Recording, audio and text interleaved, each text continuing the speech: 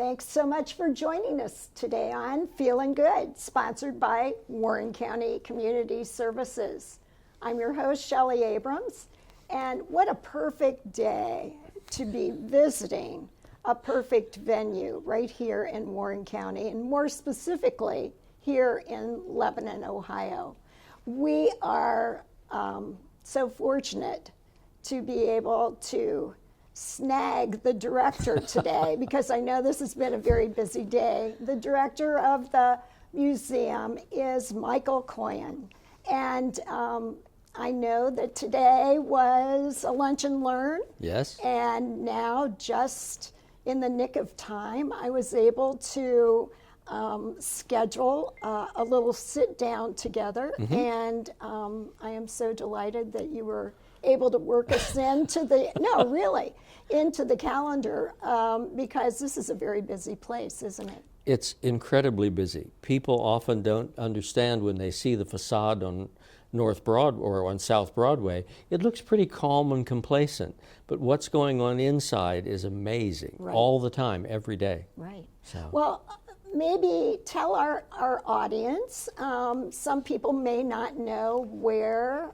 you are located. Well, the Harmon Museum is at 105 South Broadway. We're right south of the Lebanon Public Library. Our complex, I call it our museum campus, includes Harmon Museum, the Armstrong Conference Center, and the 1795 Beetle Cabin. So altogether, if you look at all the space, even the hidden storage areas, you're talking a facility that's around 70,000 square feet. It's enormous, really. And the thing of it is, oftentimes people may drive past Right. the area and not realize that the door, the entrance that I use today, is actually behind. Yes. The building. This addition was put on to make us sure we were accessible to all. It's on the level with the elevators. It's on level with the parking lot that we share with Lebanon Public Library, which has 88 spaces. We are connected to Broadway by History Walk, which will not, for some reason, retain ice and snow. It seems to melt off pretty quick there. And obviously, when people would come to enter the old museum from the front, that staircase is pretty formidable. And we found that that was really inhibiting people coming in. So this ADA-compliant new lobby was added on several years ago. And we use the front staircase only ceremonially now. So when we have openings or things of that nature, we'll go ahead and open those front doors up. And when the porch light's on, you know there's an event happening in here. Very good, very good. Well, I just mentioned this to one of my friends the other day for that very reason. I said, I know that you have issues with steps. Yes. And I know that you're thinking of the steps that you see. But I said, if you swing around into the parking lot, and you'll be able to easily just zip in here in the well, this is the more or less the main door now, Oh yes, right? yes. As I say, we use those two doors ceremonially or as fire exits, as we are compliant for that. Right. But I mean, those beautiful brick staircases are gorgeous, but they're fit for goats. Yes, I mean, they're very hard to get up and down, Well, and very hard to maintain. Well, I was going to say, and then this lobby area, you have your admin offices right here, but then as everyone can see, we are sitting right here in front of this lovely gift shop. And it is so, well, I see a few things I like right now. I'm seeing some Charlie Harper things. Absolutely. Right here. We carry Charlie Harper. Give us a little idea of what you carry here in the gift shop. We have, I think we've got about 27 local artisans working in everything from ceramics to glassware to fabric and felting. And that's in addition to around the same number of local artists, or rather authors, from across Warren County and actually Southwest Ohio. It's really amazing when you want to find something kind of rare and unique to come in, and the gift shop, the artists change what's in here, and the gift shop manager, Elizabeth Groelman, stays on top of what's selling and what isn't, and we move things through the shop. And I like it because when you're looking for that something unique, you know, what better than something that's been handcrafted by someone from this region? Absolutely. Yeah. I did some shopping for Christmas this year, and I enjoy bringing my grandkids in Oh, because yes. then they are always intrigued. Well, you can buy a penny whistle, you can buy a piece of a dinosaur tusk or a mastodon tusk, or you can buy, let's say, a bit of a piece of a fossil of some sort. Horn coral is a big seller for the kids. They really like horn coral. I have to remember So, that, which is kind of reminding me to ask you about this monster T-shirt back right behind you. Yes. What's the story with that? That is Warren County's cryptid. Long before there was a Loveland frog, there was the Crosswicks monster. And it was first mentioned in the Western Star in the late 1780s, but this version came about in the 1890s, when two little boys were fishing along a creek in the little village of Crosswicks, north of Waynesville. And supposedly, this creature, which had already been seen by a farmer who was winnowing wheat, this creature stood up and looked at him across a wheat field, eye to eye. It reared up on its hind legs and had small forearms. Well, there was screaming. This monster, according to the Western Star, made off with one of the little boys up the creek, and farmers came from all over to start to chase it.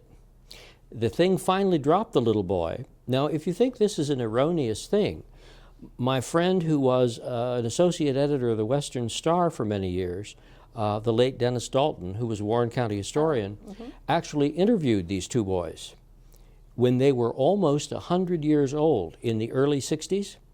And when he mentioned this incident to the boy who was carried off, the young man, or the older man, went absolutely catatonic. He was so still traumatized by the event. Now, the curious thing is the monster was never seen again near Waynesville, but months after, the Shakers reported a similar creature in the Shaker Swamp. And then if you follow the newspapers, just across the Ohio-Indiana line beyond Oxford, there was a similar report of a similar creature in the 1880s. So we thought it only appropriate that we celebrate the Crosswicks monster. Oh my gosh, I have never heard that story before. Indeed. And that is fascinating. Yeah. So all sorts of things wind up through the door here. Very good. And so what we did is we looked at an incredible folklore series that was put together in the 60s by Hazel Spencer Phillips. And then John Zimkus and I and others have written some additional books on hauntings and on the wreck of the USS Akron and historic Lebanon for curious visitors. And then we republished for the first time since the 60s the folklore series. What a better way to get to know your community than through its old stories. And how many people know those stories? I mean, you know, that is really discovering hidden history, isn't Well, it? find out about the ghost in the academy. Right. Or find out about light on the grave, or, you know, the curious names of Lebanon's or Warren County's communities. So how long have you actually been director here at the It will museum? be 6 years around St. Patrick's Day coming. Okay. So You are just the perfect person for this. You and I have been in musical theater, community theater for years ago. Right. And you are a native son of Lebanon. Right. And now you are able to share so much of the history, the stories, the folklore, etc. Having known Hazel Spencer Phillips as a boy, the lady who founded this institution, Okay. and having my mother's family been here since 1796,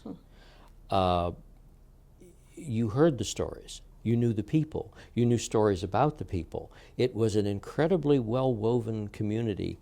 No matter whether you were from Franklin or Springboro or Waynesville, there was a connection somewhere.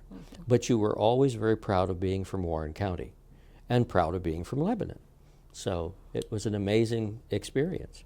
Well, and I was visiting here in the Armstrong Center a few weeks ago when Congressman Landsman had an event here. Right. And I met you here in the lobby, and you proceeded to show me a few new exhibits. And I said, Indeed. I must come back and do a Feelin' Good show. And I lined it up with you, and of course we picked the Arctic weather today, but that's it's all nice right. and warm in here. So wherever you would like to begin, if you want to share with people about the Armstrong Center, and then go from there. And You know, many people have not been in, and I talked to someone who had not been in several weeks ago, and they were kind of disappointed because they wanted their birthday party on the Village Green. They were a member, and we only allow membership to use the Village Green for an event. okay, Primarily because when that's used, the whole museum has to be staffed because the whole museum is literally open. okay, So we had to move it down here. Well, she hadn't been in the Armstrong since it had been renovated with the patronage of Bill and Jane Dooning right. and the skill of Susan Watts. And it's turned into a beautiful Art Deco room with a grand piano, beautiful kitchens and warming kitchens. It's a wonderfully flexible space, and people don't realize that we host everything in there from black bag bingo that we produce to help the high school baseball team here, to wedding receptions. We've had weddings there. We've had, just this last few weeks, we had the Jane Austen Society of Dayton and Cincinnati with their winter gala, and they had a formal dinner and a dance. It's a beautiful facility. It's very And lovely. so, you know, you're downtown, you've got access to all of this parking, both on street and in the lots.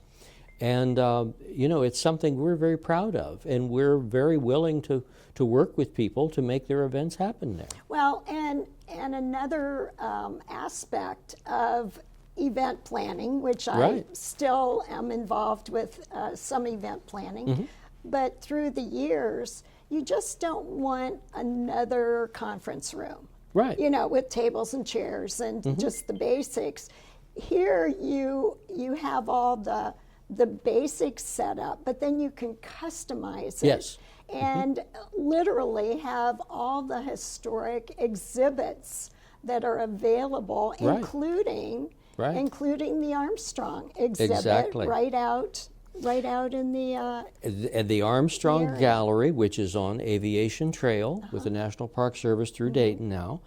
We recently received some donations there, so if you want to see a 3-foot-long Hindenburg floating in the air, it's there, with interior pictures, which are very rare of that airship. We also inherited some beautiful die-cast models, which include the Concorde, the Electra, that unfortunately or fortunately was Amelia Earhart's plane, and several other things of that nature, which were just phenomenal. So we keep adding to these galleries. This is not a static museum, as it were.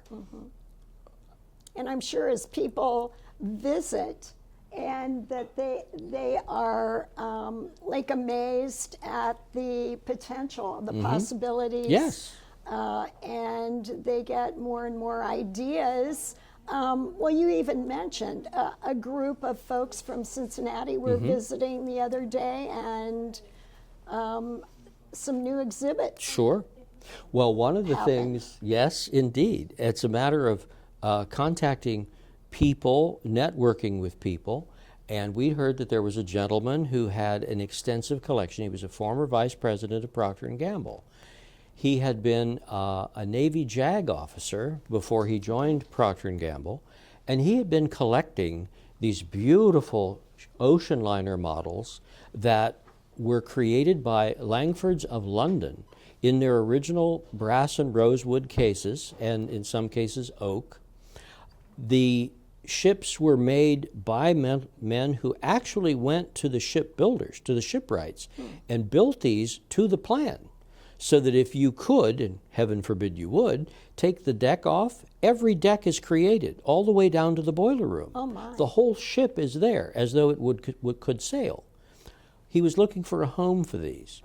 He had known Mr. Niehoff, who is one of our patrons for the Folk Art Gallery. Okay. And Mr. Niehoff said, well, you know, I'm extremely comfortable with donating what amounts to about $1.1 million of folk art to this institution. We have, if not one of, if we may have the largest collection of folk art in Ohio now. Oh my. And it's still growing. More is still coming. Anyway, that gave this gentleman a level of comfort, because he said at his age he wanted this collection to come to a good place. So we accepted the collection. We're in the process of renovating a space upstairs to create a maritime gallery, which is a marvelous thing. Our historian John Zimkus is also looking up all the various connections to Warren County. Many people don't know there was a dreadnought called the USS Thomas Corwin. I did not know that. Absolutely. Did you know that there was a destroyer in World War II named for General Schenck of Franklin? Oh no. And the list goes on and on and on. So we're just beginning to look at naval and maritime collections from Warren County that will fit into this exhibit. So it's a whole new thing. It's kind of linkages, Yes. isn't it? That, you know, you hear of different things. And which brings me to the fact that the museum and you were actually featured in the current Ohio magazine. Right. If you haven't picked it up, we're on page 7 of Ohio Magazine. And one of the things that I shared the other evening with a group that was here, if you'll indulge me for a moment, the opening paragraph, it says, Lebanon practically oozes history. The Warren County seat was founded before Ohio became a state, is home to the Golden Lamb, Ohio's oldest continuously operated business, and neighbored an important but long-gone Shaker settlement called Union Village. With that venerable heritage, you'd expect Lebanon to have an impressive museum, and it does. Indeed. That was such an incredible compliment. The lady who wrote the article spent 3.5 hours here, and she said it was just a phenomenal experience. She had no idea that the collection was this diverse or this extensive. Well, when I received my copy of Ohio Magazine, and I had it all ready to bring with me, and I zipped out of my condo, and it's still there on my table. Luckily, you had an extra copy, and I think that just shows how special this particular museum is, because if you're in Ohio Magazine, that means that they have selected you Yes. out of the entire state and probably the entire region, Midwest region for sure. Well, you know, we are also going to be featured in a new map, Trails of Ancient Ohio, that was adjusted to acknowledge and include our incredible collection here at the museum. So instead of the map beginning at Fort Ancient, and those maps will be coming out in the next week or so, it begins here at the Harmon Museum in Lebanon, and then goes to Fort Ancient and all the way to Newark. So it's pretty amazing. So the fact that you just mentioned Harmon Museum, Yes. would you explain the naming of the museum and the significance of the Harmon name? Mr. Harmon was born here, and his father was the lieutenant commander of the Buffalo Soldiers Brigade in Texas after the Civil War. So he and his brother Clifford were raised early on in Texas, but returned here.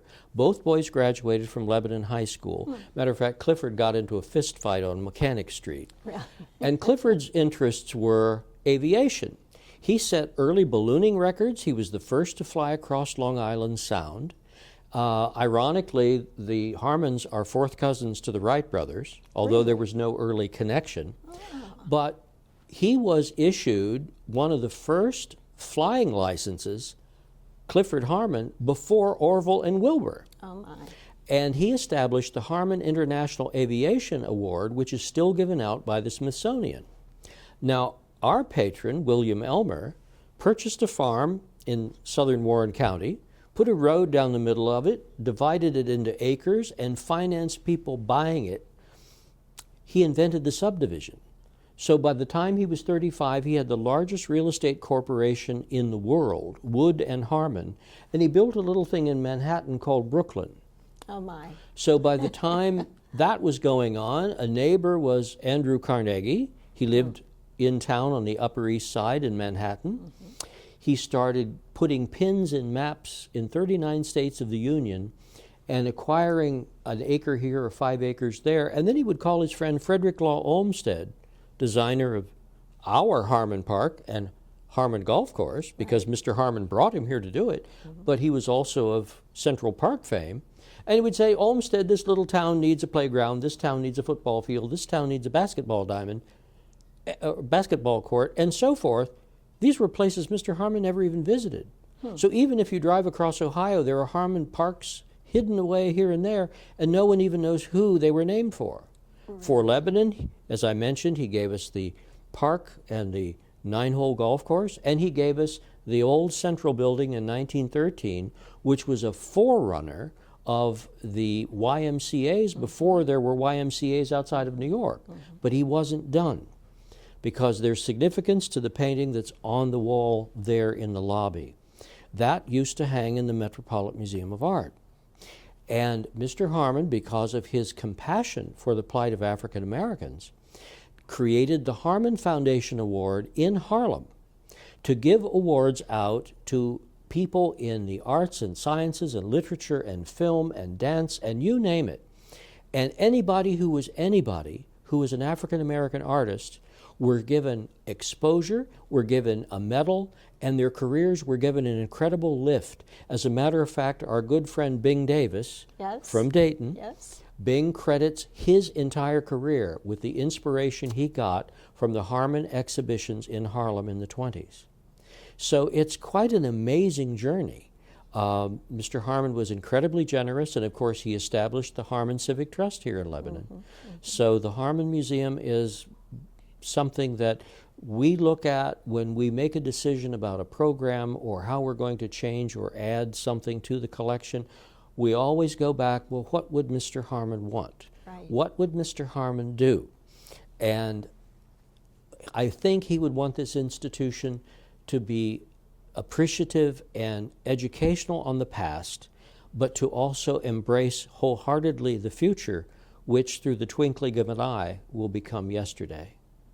Well, I was just going to say that the importance of having this museum located here. It's such a gem. It's so unique. And how many times have I heard people say, "Oh, I've never been there." That's right. I should stop in. I said it's a must see destination. We have people come in from Cleveland. We have people come in from Pittsburgh. We have people come in from, well, last year we had 18,000 visitors. They were from 27 or 28 states of the Union and 9 foreign countries. Even the ambassador to the Caribbean from the King of Sweden was here to visit. And the fact of the matter is, to a person, they say, we cannot imagine a community having such a quality institution. And the thing of it is, with the faith in what we're doing and the belief in what we're doing, that some of these incredible collectors are bestowing their babies on, that ship collection he still worries over even though it's here. The folk art, Mr. Niehoff is still worried about because it's his collection. He's been collecting it for 60 years, but he finds it comfortable that it's here, and he wants to share it with all of us. Well, I was just speaking with a friend this afternoon before I came here, and she lives in Middletown, and I told her I was coming here, and she goes, we actually had some a collection of some of her aunt's hats. Yes. and from like the 20s. Oh, yes. And you know, Yeah. different eras. And now they've found, you know, some additional coats that kind of go together. So I said, well, you'll have to call Michael and, Sure. you know, check and see, because I know that you've had fashion shows here. Oh, yes. Because I've worn some of the, I remember wearing an 1890s wedding dress. Oh, yes. Which was so amazing to see how it was constructed, how it was, the fabric used, Right. how tiny the waist was, Right. you know, at that time. And it was amazing to just. People be don't in that realize, show. again, in another whole facet, we have, except for Kent States, the largest textile collection in the state of Ohio. And we just received an incredible sampler from a sampler guild in northern Ohio that they chose to bring it here. I mean, it's just phenomenal. But they said, you know, we want it well cared for, we want it displayed properly, we want it archived properly. So the organization, the entire guild, voted to unanimously give that to us. How does that process work? I mean, is it do you do an outreach to potential collectors, or they find you? They find us. I had a Okay. gentleman who came in today, this morning, and he said, I've inherited some things from my uncle, and I have all of his medals from the Second World War. Would you want them? I said, absolutely, because we have inventories of the First World War, the Second World War, Korea. We have uniforms. We have, in some cases, armament, guns and things. And yes, that's where it should come, so we can actually preserve it. Now, obviously, space is tight, Right. so we have to be very careful. And a lot of times people will say, well, I have old newspapers or I have old books. We can't really take those items because they're too expensive to preserve, and by the fact they're on wood pulp paper, they're deteriorating already. So we have to be very careful with what we accept. So when people are considering donating something, we ask them, if you could, send us a photograph.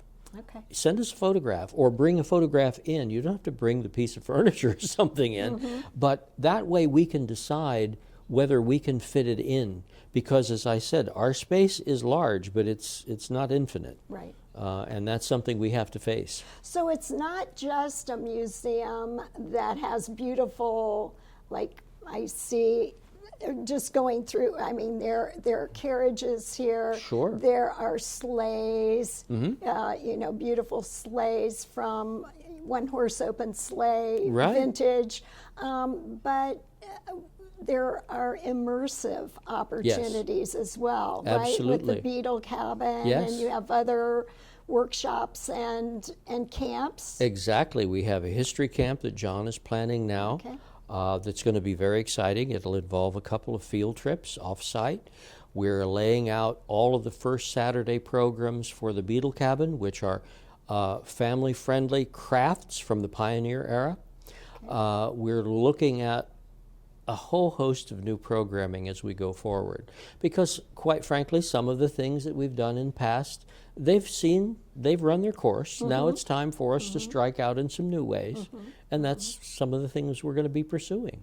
So, to me, the institution has to be alive and looking forward. We're busy tending the history, but we still have to keep engaging the citizenry to make us relevant. We Right. can't just be somebody's attic. Right.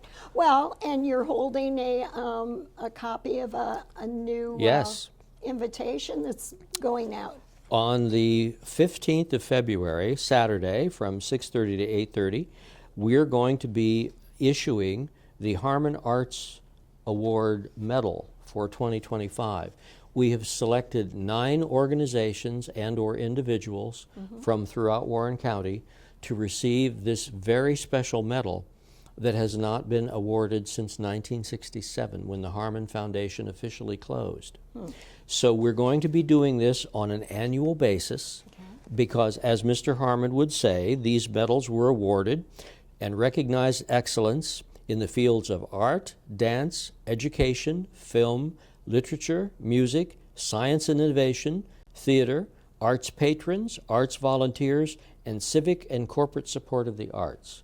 Because all of those things literally make a community. For sure. And so what we want to do is make sure that those organizations spread throughout Warren County are getting recognized simply for the day-to-day work that, I mean, you see a community theater that's lasted 40 years. You and I both know that challenge. That's almost unbelievable. Right. Or you see a handful of people trying to keep a small museum alive. They should be recognized for their efforts. For sure. So that's what we're going to do. Wonderful. Well, see, and that is something that you're revitalizing. So you're since the 1960s? Yes. Mm-hmm. Which, you know, is when I was in high school.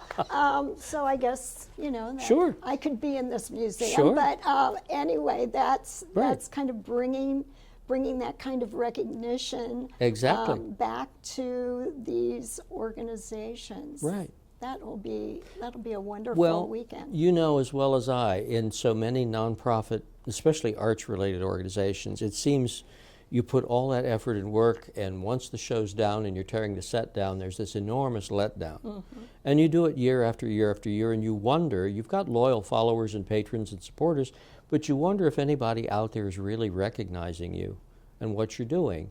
And I know it's so important once in a while for a distant organization to say thank you. Yes. We've recognized you're doing something that's valuable to the fabric of the community. For sure. Yeah. For sure. Yeah. Well, are there any other programs coming up in the future that you'd like to? We'll have a big program coming up on the 17th of June because, of course, out on the lawn, and I just met this morning with the sculptor and Jim Smith at Art and Stone to choose the granite that the 6'2" statue of Dr. or Major General Joseph Warren, whom Warren County was named after, will be placed on and placed upon our front lawn out here. So we're entering into the engineering of what the base is going to require and the lighting and all of that, but it's going to be a magnificent bronze. It's being cast as we speak.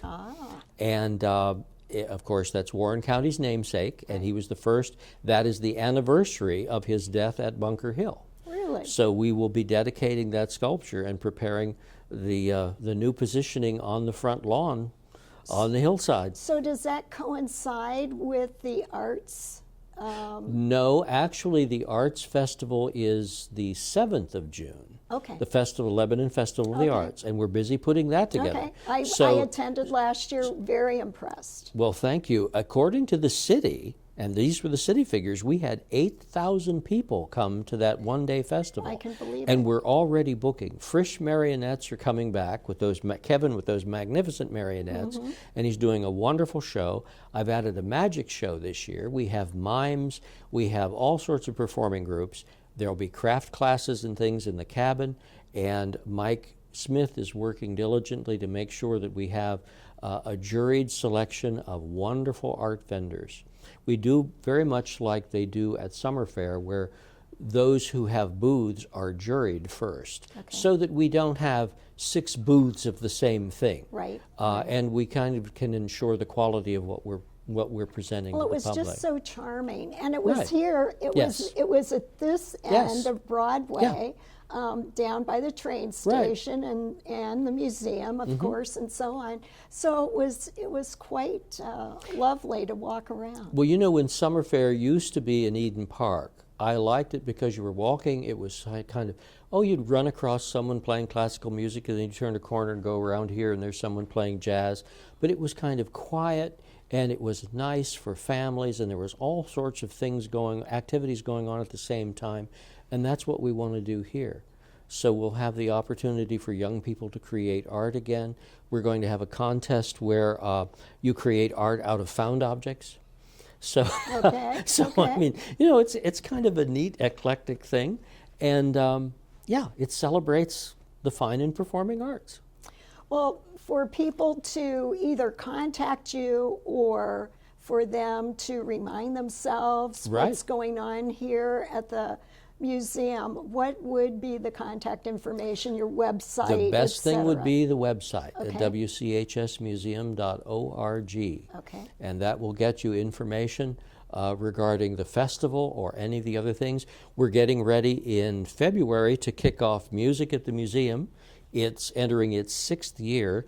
Last year, the last 3 out of the 5 concerts were sold out at 130 capacity. Okay. We're kicking this off the second Thursday night at 7 o'clock, and it's the McKeons, the Kilted Fellows from Columbus. Okay. Some in my staff insisted that I have the gentlemen in kilts back, so that pleased at least Lisa and Jeannie and a few others. So at any rate, they'll be performing, and then we're going to have the Rabbit Hash String Band, and they're going to play Appalachian music and dancing. Okay. And then I don't think I have these in order, but we're going to have a Scottish bagpipe band. And then I have a wonderful classic/contemporary string quartet, which is fun. And so it's just a wonderful, eclectic bunch of performers. Right. Right. So, yeah. Well, in addition to Lunch and Learn, Yeah, right? And yeah. Lunch and Learn is like a regular monthly. 3rd Wednesday of every month, starting at noon. Okay. And today's program was? Fred Compton and 300 Years of the Golden Lamb. And I did tell Fred he didn't look a day over 200. But no. Fred is a wonderful storyteller. Indeed, indeed. And his knowledge is like John's. It's just John you as you well. never know where that's going to go because their experience is so vast. Right. Right. So it was a very good program, and we're looking forward ahead. Very good. So there's a lot going on, and we have some new programs we're going to initiate. We haven't sort of taken the lid off yet to let the public know, but we're always looking for new and innovative things to do here. Okay, very good. Well, thank you so much for taking time Well, out that's of quite a all right. very busy day. Well. And thank you to our camera crew as well, Yes. because I appreciate taking all the extra footage, so Sure. it's not just you and me Right. talking. Right. I asked Dean if he could take some photo Good. or some footage, I Right. should say, of the different exhibits throughout the museum. So Wonderful. hopefully you're appreciating the fact Right. that you aren't just watching us talk, but you're also seeing many of the exhibits Right. that are here in the museum. We hope that you are keeping your calendar updated with all the many dates that Michael mentioned, and you've got the website, so you can go and check that out Right. as well. And with all that being said, we hope that you have a very happy and healthy 2025, and we hope that you're feeling good. Bye for now.